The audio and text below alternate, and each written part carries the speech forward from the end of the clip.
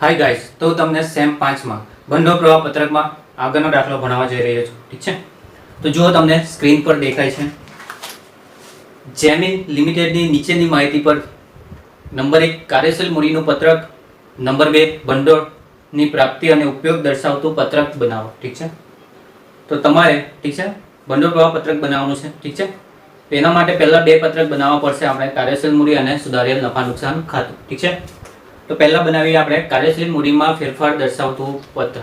કોનું છે? જેમિન લિમિટેડ. કોનું? જેમિન લિમિટેડનું કાર્યશીલ મૂડીમાં ફેરફાર દર્શાવતું પત્ર. ઠીક છે, ઓકે. ચાલો, તો પહેલા આવશે વિગત, પછી આવશે માહિતી છે 31/3/18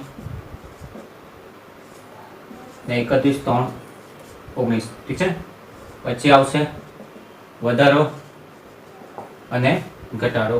ઠીક છે, સ્ટાર્ટ કરીએ. કાર્યશીલ મૂડી એટલે ચાલુ મિલકત માઇનસ ચાલુ દેવા. તો પહેલા આવશે ચાલુ મિલકતો.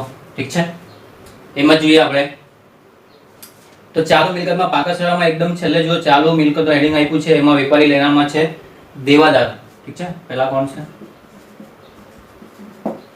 દેવાદારો 2018 માં છે 1,43,000. ઓકે, અને 2019 માં છે 2,30,000. ક્લિયર?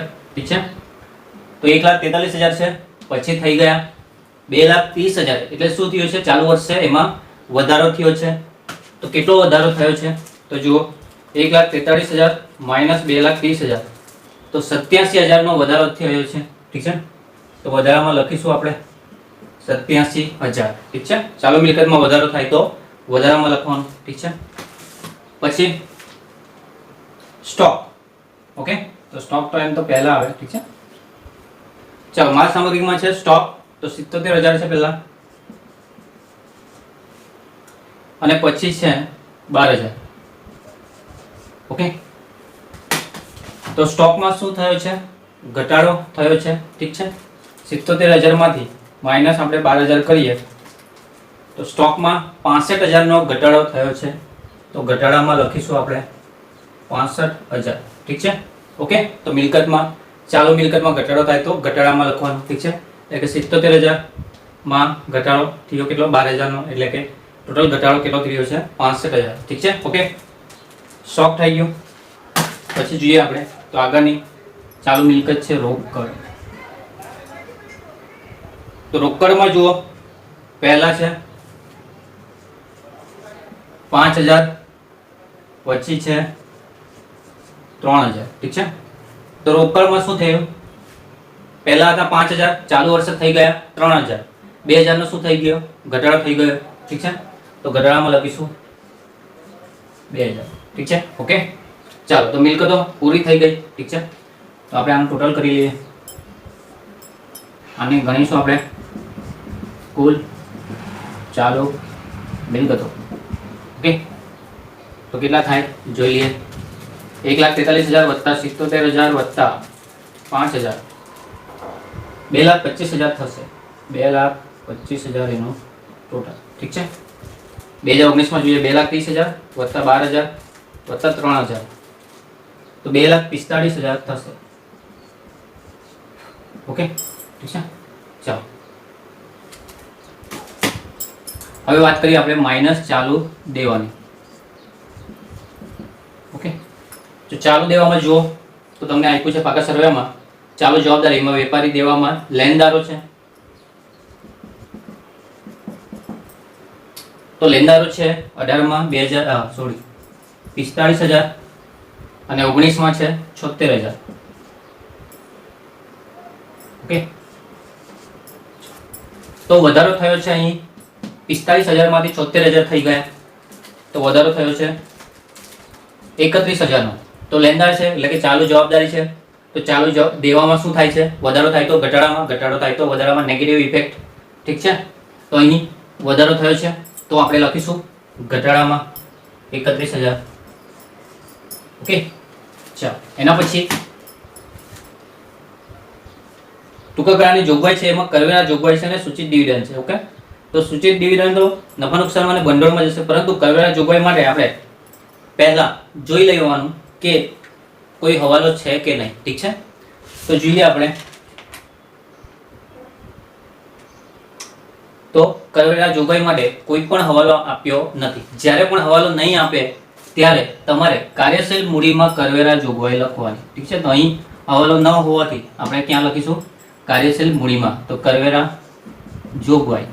ઠીક છે, જો હવાલો હતે તો પછી એનું ખાતું બનાવવું પડે. ઠીક છે, ને એને નફા નુકસાનમાં ને ભંડોળ પ્રવાહ પત્રકમાં લખવું પડે.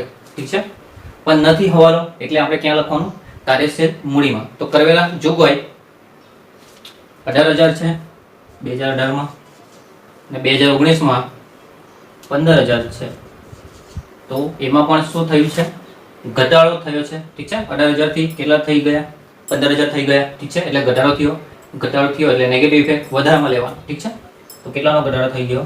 3,000 નો. તો આપણે લખીશું વધારામાં. ઓકે, ઠીક છે. તો અહીં ચાલુ દેવા પણ પૂરા થઈ ગયા છે. ઠીક છે, ટોટલ કરીશું આપણે ચાલુ દેવાનું. તો બી કરીને કુલ ચાલુ દેવા.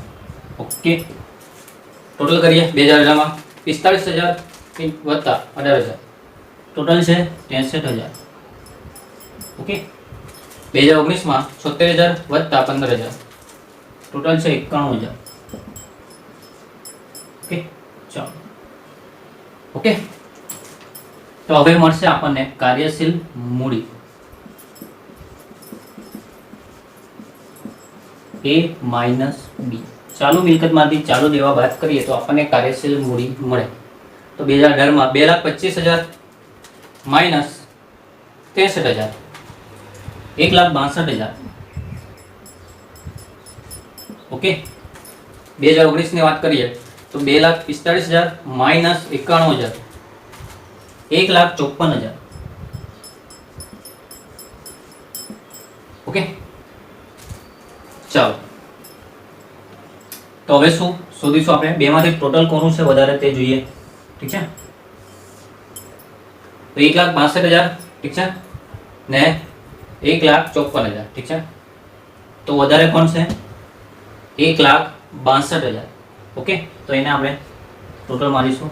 2018 માં વધારે છે 1,62,000. ઓકે, તો ટોટલ થઈ ગયું આપણું 1,62,000 માઇનસ કેટલા કરીએ? 1,54,000 એટલે આવશે 8,000. કેટલા આવ્યા? 8,000, જેને આપણે કહીશું કાર્યશીલ મૂડીમાં. તો જો વધારો થશે કે ઘટાડો? તો 2018 માં હતા કાર્યશીલ મૂડી 1,62,000 ને 19 માં થઈ ગઈ 1,54,000. ઠીક છે, તો શું થયું? ઘટાડો થયો છે એટલે કાર્યશીલ મૂડીમાં શું આવશે? ઘટાડો આવશે. ઠીક છે, તો આ આપણે વાત કરી વર્ષ પ્રમાણે. ઠીક છે, હવે વધારો ઘટાડો પ્રમાણે જોઈએ આપણે. તો ટોટલ મારી દઈએ 87,000 ને 3,000 ટોટલ થાય 90,000. ઓકે, પછી ઘટાડામાં 65,000 વત્તા 2,000 વત્તા 31,000 98,000. ઓકે, તો બેમાંથી વધારે કઈ રકમ છે? 98,000 જે ઘટાડામાં છે. ઠીક છે, તો લખી દઈએ આપણે 98,000. એનો મતલબ ઘટાડાનું ટોટલ વધારે છે. ઠીક છે, તો બાકી કેટલી આવશે? 8,000. તો આને શું ગણીશું આપણે? ઘટાડો. કેમ કે ટોટલ કોનું વધારે છે? ઘટાડાનું, તો એને ઘટાડો કહેવાય. ઠીક છે, એટલે કે કાર્યશીલ મૂડીમાં ઘટાડો. ઠીક છે, ઓકે. તો આ તમારું કાર્યશીલ મૂડી પૂરું થાય છે. ઠીક છે, હવે આપણે દોરીશું સુધારેલ નફા નુકસાન ખાતું અને ભંડોળ પ્રવાહ પત્ર. ઠીક છે, બંને સાથે દોરીશું. ઓકે, ચાલો. તો જુઓ, સુધારેલ નફા નુકસાન ખાતું બનાવ્યું છે. ઠીક છે, ભંડોળ પ્રવાહ પત્રક બનાવી દીધું. ઠીક છે, ઓકે. હવે આપણને શું કાર્યશીલ મૂડીમાં શું આવી? તો કાર્યશીલ મૂડીમાં ઘટાડો. ઠીક છે, તો કાર્યશીલ મૂડીમાં ઘટાડો એટલે એને કહેવાય પ્રાપ્તિ. ઠીક છે, શું કહેવાય? પ્રાપ્તિ. એટલે તમારે પ્રાપ્તિમાં લખવાનું, એટલે કે ભંડોળ પ્રવાહ પત્રકમાં કઈ બાજુ? ઉધાર બાજુ. પ્રાપ્તિમાં કાર્યશીલ મૂડીમાં ઘટાડો. ઠીક છે, તો કેટલો ઘટાડો? છે 8,000.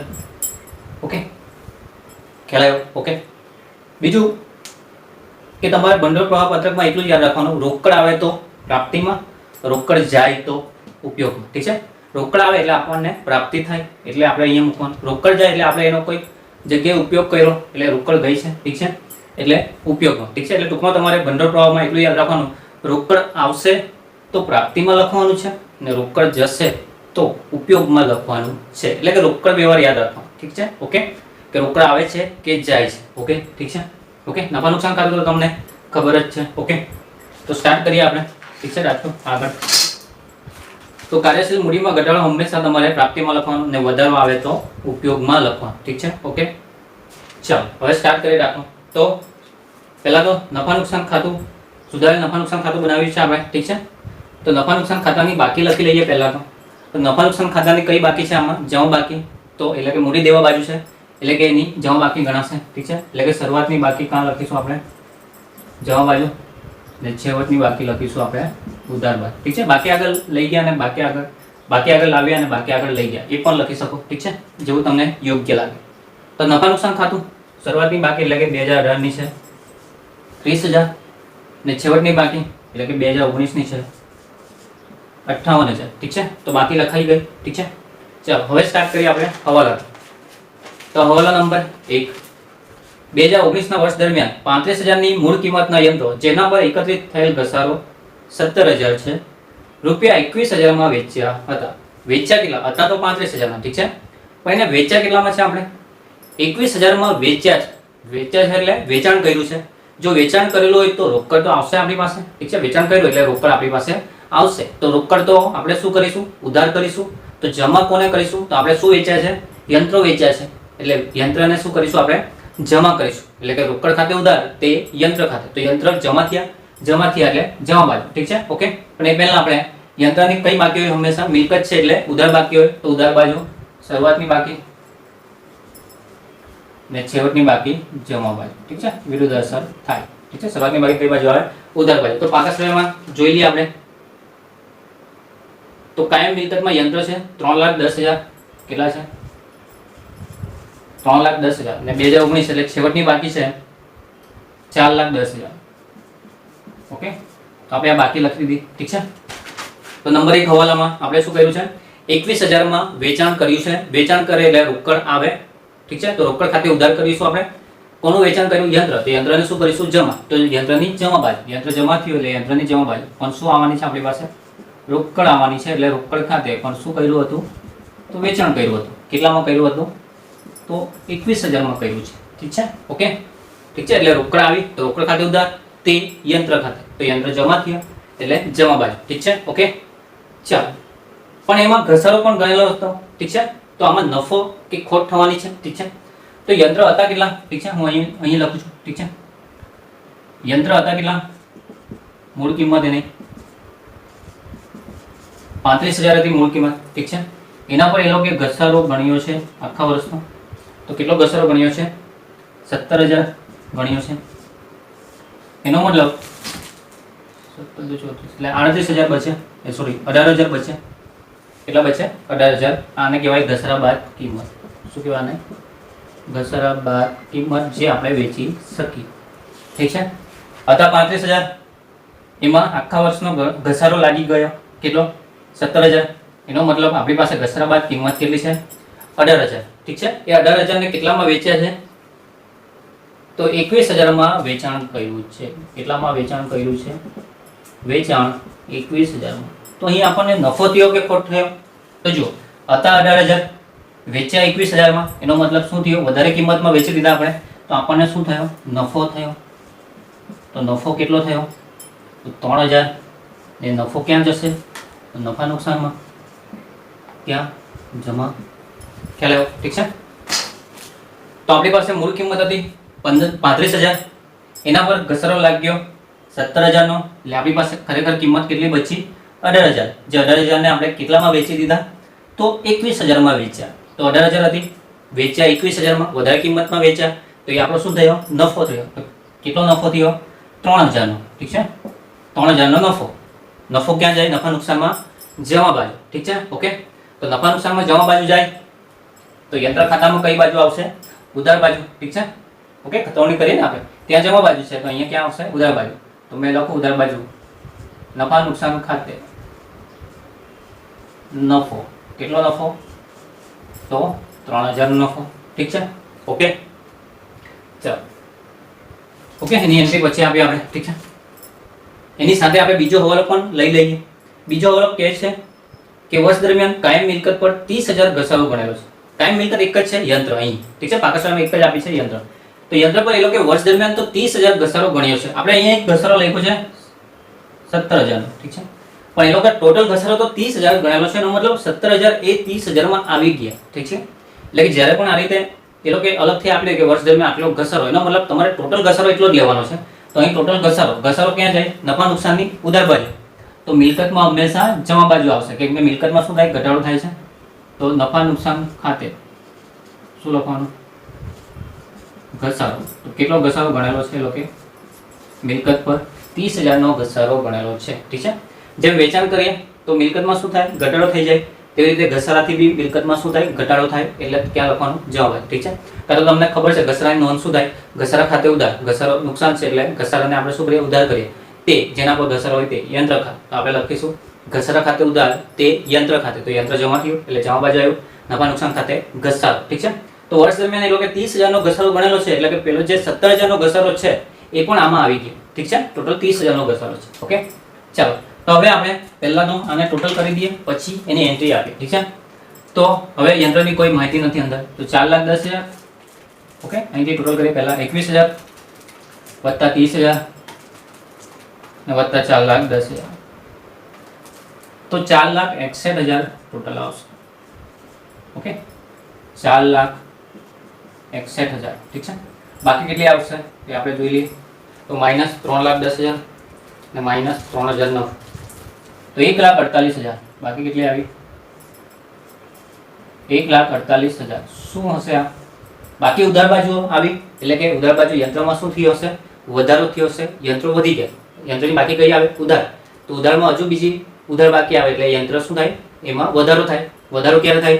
જ્યારે આપણે એની ખરીદી કરીએ. તો આ શું છે?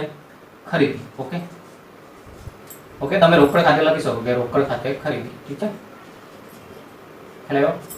ને ફક્ત ખરીદી લખો તો પણ ચાલો. એનો મતલબ ખરીદી કેટલી આવી ગઈ? 1,48,000 ની આપણે ખરીદી કરી છે. ઓકે, ઠીક છે, ખ્યાલ આવી ગયો. ઠીક છે, ચાલો. તો આટલી એન્ટ્રી આમાં આવી ગઈ છે. ઠીક છે, હવે દરેકની 2 એન્ટ્રી થાય. તો એક એન્ટ્રી તો અહીંયા આવી ગઈ. ઠીક છે, આ ખાતામાં એક એન્ટ્રી આવી ગઈ ને બધાને. તો હવે બીજી એન્ટ્રી ક્યાં આવશે? ઠીક છે, તો આપણે સ્ટાર્ટ કરીએ ઉધાર બાજુથી. ઠીક છે, નફા નુકસાન ખાતે નફો છે. શું છે? નફો. ઠીક છે, શરૂઆતની છેવટની બાકી નહીં ગણવા. ઠીક છે, તો નફા નુકસાન ખાતે નફો. નફો ક્યાં જાય? સુધારેલ નફા નુકસાન ખાતે જમા બાજુ. તો જમા બાજુ લખીએ આપણે યંત્રનો નફો કે યંત્ર વેચાણ નફો કેટલો? ટોટલ 3,000. ઠીક છે, ચાલો. આની એન્ટ્રી થઈ ગઈ 2, એક અહીં ખાતામાં ને એક ત્યાં. ઠીક છે, ઓકે. બીજી ખરીદી કરેલી છે આપણે. ખરીદી કરે તો શું થાય? રોકડ જાય. જાય એટલે ક્યાં આવશે? ઉપયોગમાં. ક્યાં આવશે? ઉપયોગમાં. કે રોકડનો વ્યવહાર તમારે હંમેશા રોકડનો વ્યવહાર ભંડોળ માટે યાદ રાખવાનો. રોકડ આવે તો પ્રાપ્તિમાં, રોકડ જાય તો ઉપયોગમાં. તો અહીંયા આપણે ખરીદી કરીએ એટલે રોકડ જાય. જાય તો ક્યાં લખીશું? ભંડોળ પ્રવાહ પત્રકમાં લખીશું ઉપયોગમાં. તો કોની ખરીદી કરેલી છે? યંત્રની. તો જમા બાજુ એટલે ઉપયોગમાં યંત્રની ખરીદી કેટલામાં કરી? તો 1,48,000 માં કરી છે. ખ્યાલ આવ્યો? તો આમાં સિમ્પલ તમારે એટલું યાદ રાખવાનું, રોકડ આવશે તો પ્રાપ્તિ બાજુ લખીશું, રોકડ જશે તો ઉપયોગમાં લખીશું. એટલું કોન્સેપ્ટ તમારે યાદ રાખવાનું. ઠીક છે, એ રીતે વિચારવાનું. ચાલો, ઉદાહરણ એન્ટ્રી થઈ ગઈ. જમાની વાત કરીએ તો જવામાં બીજી એન્ટ્રી આવશે વેચાણની. તો વેચાણ કર્યું તો શું થયું? રોકડ આવી આપણી પાસે. યંત્રનું વેચાણ કરી દીધું તો રોકડ આપણી પાસે આવી એટલે પ્રાપ્તિ થઈ. તો ભંડોળ પ્રવાહમાં જશે પ્રાપ્તિ બાજુ. ઠીક છે, રોકડ આવે તો પ્રાપ્તિમાં. તો કોનું વેચાણ કર્યું છે આપણે? યંત્રનું. તો યંત્રનું વેચાણ તો કેટલામાં કર્યું છે?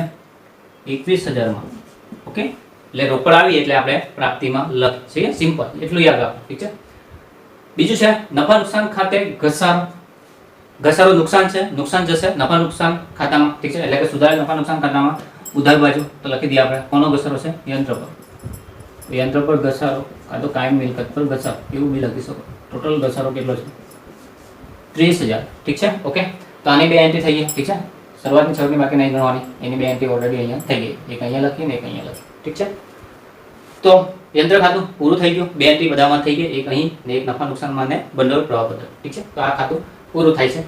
એટલે કે પહેલો ને બીજો હવાલો પૂરો થાય છે. હવે આપણે જઈશું ત્રીજા હવાલા. ઠીક છે, તો ત્રીજા હવાલામાં જોઈએ, વર્ષ દરમિયાન 20,000 ની પડતર કિંમતના રોકાણો 20% નફાથી વેચવામાં આવ્યા. ઓકે, તો પહેલા રોકાણની વાત આવી છે, તો રોકાણ ખાતું પહેલા બનાવી દેવાનું. ઠીક છે, રોકાણ ખાતું મેં બનાવ્યું છે. ઠીક છે, હવે રોકાણ શું છે? મિલકત છે. તો મિલકતની કઈ બાકી આવે? હંમેશા ઉધાર બાકી. તો ઉધાર બાજુ લખીશું આપણે શરૂઆતની બાકી. ઠીક છે, અને જમા બાજુ લખીશું આપણે છેવટની બાકી. ચાલો, તો પાકા સરળમાંથી પહેલા બાકી લઈ લઈએ. તો રોકાણો શરૂઆતની બાકી 80,000 અને છેવટની બાકી છે 1,50,000. ઓકે, ચાલો, તો આ બાકી પૂરી થઈ. હવે આપણે આવીએ હવાલામાં. તો હવાલામાં શું કીધું છે આપણને? ત્રીજા હવાલામાં કે વર્ષ દરમિયાન 20,000 ની પડતર કિંમતના રોકાણો 20% નફાથી વેચવામાં આવે. તો વેચાણ કર્યું. શું કર્યું છે? વેચાણ. 20,000 ના રોકાણો 20% નફાથી વેચાણ કર્યું. વેચાણ કરીએ તો શું થાય? રોકડ આપણી પાસે આવે. રોકડ આવે તો ઉધાર. કોનું વેચાણ કર્યું? રોકાણનું. તો રોકાણને શું કરીશું આપણે? જમા. એટલે કે રોકડ ખાતે ઉધાર, તે રોકાણ ખાતે. તો રોકાણ જમા થયા, તો રોકાણની જમા બાજુ આપણે લખીશું રોકડ ખાતે વેચાણ. પણ કેટલી રકમ? તો 20,000 પર 20% નફો ચડાવેલો છે. તો 20,000 ના 20% તમે કરો તો 4,000 થાય. ઠીક છે, ઓકે ઓકે, એટલે ટોટલ 24,000 થાય. હું તમને ગણતરી પ્રમાણે બતાવું. ઠીક છે, રોકાણો જેની પડતર કિંમત કેટલી હતી? 20,000 હતી. ઓકે, એના પર 20% નફો ચડાવેલો છે, એટલે કે પ્લસ 20% નફો. તો 2,000 ના 20% કરો તો કેટલા થાય? 4,000. ઠીક છે, તો 20,000 ના 20% 4,000 એટલે ટોટલ થયા 24,000. એને એટલે કે રોકાણને આપણે કેટલામાં વેચ્યું છે? ટોટલ 24,000 માં આપણે રોકાણનું વેચાણ કરેલું છે.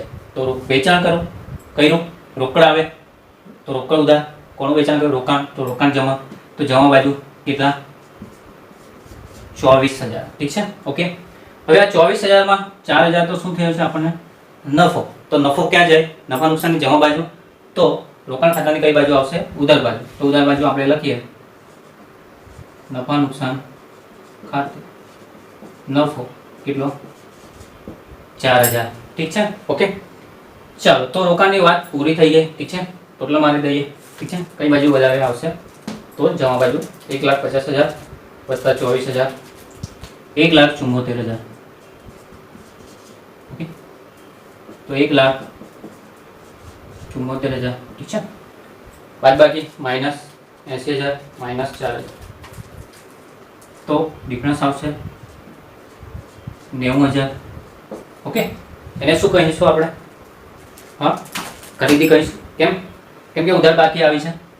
રોકાણ મિલકત છે, મિલકતની હંમેશા કઈ બાકી હોય? ઉધાર બાકી હોય. તો ઉધાર બાકીમાં પાછી બીજી ઉધાર બાકી આવી, એટલે કે એમાં વધારો થયો. તો વધારો ક્યારે થશે? રોકાણમાં, જ્યારે આપણે ખરીદી કરીશું ત્યારે.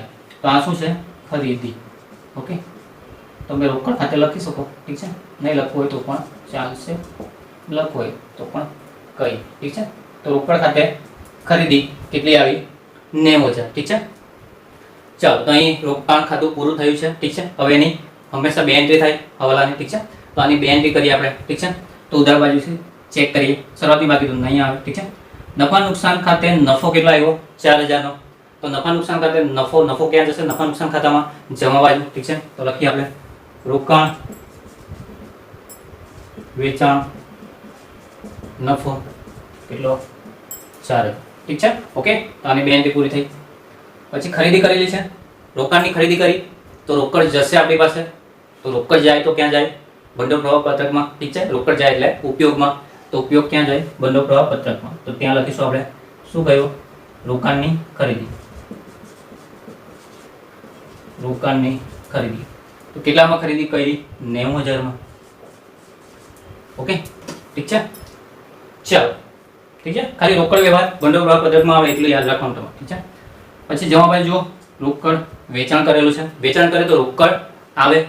તો આવે તો પ્રાપ્તિમાં. ઓકે, ભંડોળ પ્રવાહ પત્રકમાં પ્રાપ્તિમાં. તો કોનું વેચાણ કર્યું? રોકાણનું. તો પ્રાપ્તિમાં લખીશું આપણે રોકાણનું વેચાણ કેટલામાં? તો 24,000 કર્યું છે, ઠીક છે, ઓકે. ચાલો, તો રોકાણની બી બધી એન્ટ્રી પૂરી થઈ ગઈ છે, ઠીક છે, ઓકે. ચાલો, તો હવાલા 3 પૂરા થયા, છેલ્લો ને ચોથો હવાલો, ઠીક છે. જો વર્ષ દરમિયાન વચગાળાનું ડિવિડન્ડ ₹25,000 ચૂકવવામાં આવ્યું, ઓકે. તો વચગાળાનું ડિવિડન્ડ 25,000 ચૂકવવામાં આવ્યું, ઠીક છે. તો વચગાળાનું ડિવિડન્ડ એટલે શું, એ તમને ક્વેશ્ચન હશે, ઠીક છે. વચગાળાનું ડિવિડન્ડ એટલે વર્ષ દરમિયાન જો આપણી પાસે નફો વધારે હોય ને આપણને એવું લાગે કે આપણે ડિવિડન્ડ આપવું જોઈએ, ઠીક છે, એટલે કે ડિરેક્ટરો એવું વિચારે કે ડિવિડન્ડ આપવું જોઈએ, ઠીક છે, તો એ લોકો વર્ષ દરમિયાન કોઈ ડિવિડન્ડ ચૂકવે, ઓકે, તો એને કહેવાય વચગાળાનું ડિવિડન્ડ. એટલે કે બે એન્યુઅલ જનરલ મીટિંગ હોય, એ બે એન્યુઅલ જનરલ મીટિંગની વચ્ચે જે ડિવિડન્ડ બહાર પાડવામાં આવે તેને કહેવાય વચગાળાનું ડિવિડન્ડ, ઠીક છે. તો આ ડિવિડન્ડ ક્યારે થાય? જ્યારે એ લોકોને વધારે પ્રોફિટ લાગે, ઠીક છે, ઓકે, ત્યારે. તો 25,000 એ લોકોએ ડિવિડન્ડ ચૂકવ્યું છે. ડિવિડન્ડ ચૂકવ્યું એટલે શું થાય? રોકડ જશે. રોકડ જશે એટલે ક્યાં જશે? રોકડ જશે એટલે ક્યાં જશે? ઉપયોગમાં જશે ને, ઠીક છે. રોકડ જાય તો ઉપયોગમાં. તો ડિવિડન્ડ ચૂકવ્યું છે તો ઉપયોગમાં આપણે લખી દઉં, હા, વચગાળાનું ડિવિડન્ડ ચૂકવ્યું. વચગાળાનું ડિવિડન્ડ ચૂકવ્યું. તો કેટલું ચૂકવ્યું? તો 25,000, ઓકે. હવાલામાં છે તો હવાલામાં છે તો બે એન્ટ્રી થવી જોઈએ, ઠીક છે. તો ડિવિડન્ડ ચૂકવ્યું, એક તો ઉપયોગમાં એક એન્ટ્રી થઈ. ડિવિડન્ડ હવે ખર્ચો થઈ ગયો. ખર્ચો તો ક્યાં જાય? નફા નુકસાન ખાતામાં જશે. તો નફા નુકસાન ખાતાની ઉધાર બાજુ વચગાળાનું ડિવિડન્ડ કેટલું છે? ટોટલ 25, ઠીક છે. તમારે એટલું યાદ રાખવાનું કે હવાલામાં ડિવિડન્ડ હશે તો એની બે એન્ટ્રી આપવાની, એક નફા નુકસાનની ઉધાર બાજુ અને બીજી ઉપયોગમાં. ખ્યાલ આવી ગયો, ઠીક છે, ઓકે. તો ચાર હવાલા હવે પૂરા થાય છે અહીં, ઠીક છે. હવે સ્ટાર્ટ કરીશું આપણે પાકા સરવૈયાથી, એટલે કે એને ચેક કરીશું આપણે કઈ કઈ એન્ટ્રી રહી ગઈ છે, ઠીક છે. તો પાકા સરવૈયામાં જુઓ, શેર મૂડીમાં પહેલું છે ઇક્વિટી શેર મૂડી, ઠીક છે. 2018માં છે 3 લાખ ને 2019માં છે 4 લાખ. તો ગયા વર્ષની તુલનામાં આ વર્ષે શું થઈ ગયો? વધારો થઈ ગયો. કેટલાનો? 1 લાખનો. તો ઇક્વિટી શેરમાં વધારો થયો છે 1 લાખનો. એનો મતલબ શું થયું કે ઇક્વિટી શેર આપણે બહાર પાડ્યા હશે તો 1 લાખ વધારે આવ્યા ને, ઠીક છે. ઇક્વિટી શેરમાં વધારો થયાનો મતલબ ઇક્વિટી શેર શું કર્યા? આપણે બહાર પાડ્યા છે. તો જ્યારે બી ઇક્વિટી શેર આપણે બહાર પાડીએ તો શું થાય? રોકડ આપણી પાસે આવે, ઠીક છે. તો રોકડ આવે તો ક્યાં જશે? હંમેશા પ્રાપ્તિમાં. તો લખો ઇક્વિટી બહાર પાડેલ ઇક્વિટી શેર મૂડી, બહાર પાડેલ ઇક્વિટી શેર મૂડી એટલે બંનેનો ડિફરન્સ 1 લાખ, ઠીક છે, ઓકે. ચાલો, પછી છે પ્રેફરન્સ શેર મૂડી. તો પહેલા હતા 50,000 ને હવે થઈ ગયા 1 લાખ. તો આમાં પણ વધારો થઈ ગયો. એનો મતલબ પ્રેફરન્સ શેર મૂડી પણ શું કરી હશે? બહાર પાડી હશે. તો કેટલાની બહાર પાડી હશે? તો ડિફરન્સ કેટલો છે? 50,000નો, ઠીક છે. તો બહાર પાડે તો રોકડ આપણી પાસે આવે તો પ્રાપ્તિમાં. તો બહાર પાડેલ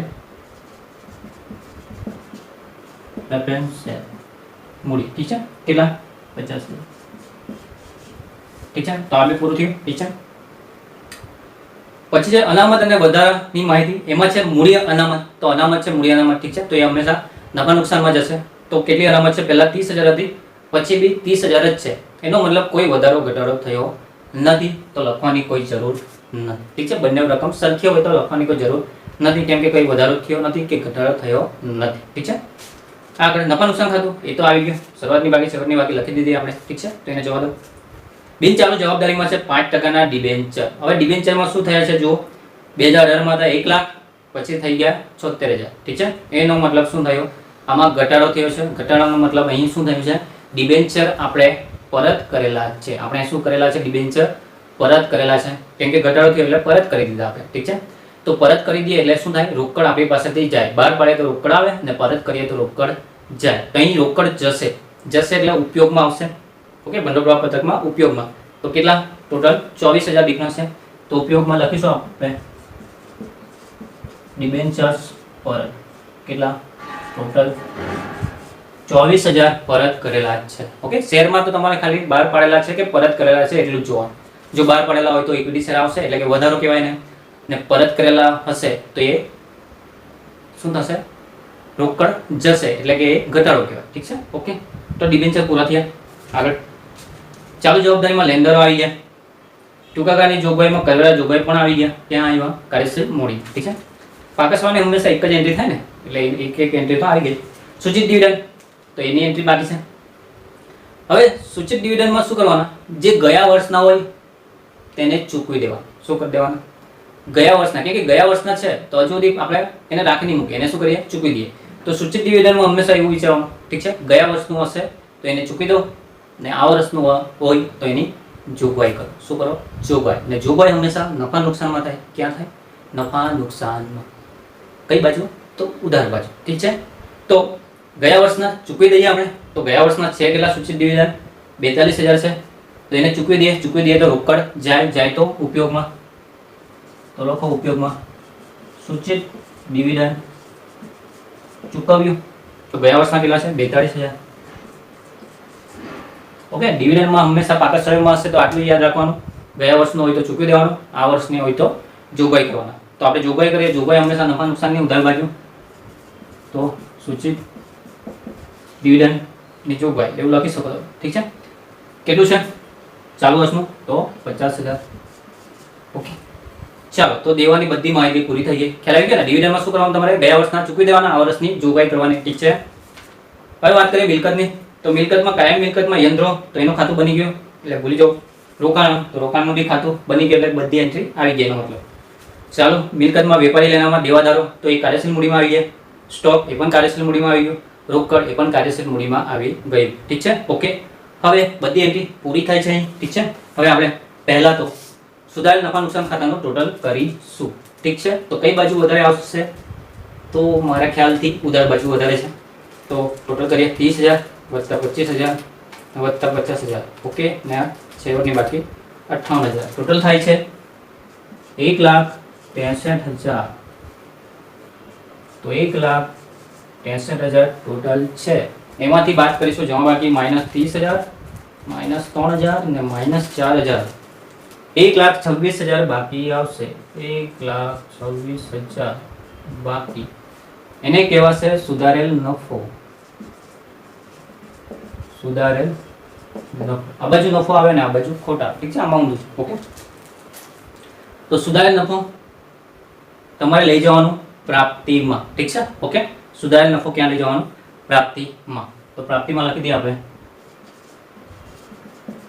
સુધારેલ નફો. કેટલો આવ્યો? તો 1,26,000 આવ્યું છે. ઓકે. ઠીક છે. પૂરી. હા, ખોટ હોય તો ઉપયોગમાં લઈ જવું પડે. ઠીક છે. પણ નફો છે તો ક્યાં લઈ જવાનું? પ્રાપ્તિમાં. ઠીક છે. ઓકે. બધી એન્ટ્રી પૂરી થઈ. ઠીક છે. હવે આ ભંડોળ પ્રવાહ પત્રક શું થવું જોઈએ? સરભર થવું જોઈએ. ચેક કરીએ આપણે. તો ઉધાર બાજુ 8,000, 21,000, 24,000, 1,50,000 અને 1,26,000. તો 3,29,000 ટોટલ આવ્યું છે. કેટલું આવ્યું છે? 3,29,000. જમા બાજુ બી એટલું આવવું જોઈએ. તો 1,48,000 વત્તા 90,000 વત્તા 25,000 વત્તા 24,000 વત્તા 42,000. તો 3,29,000 જમા બાજુ પણ આવી ગયું.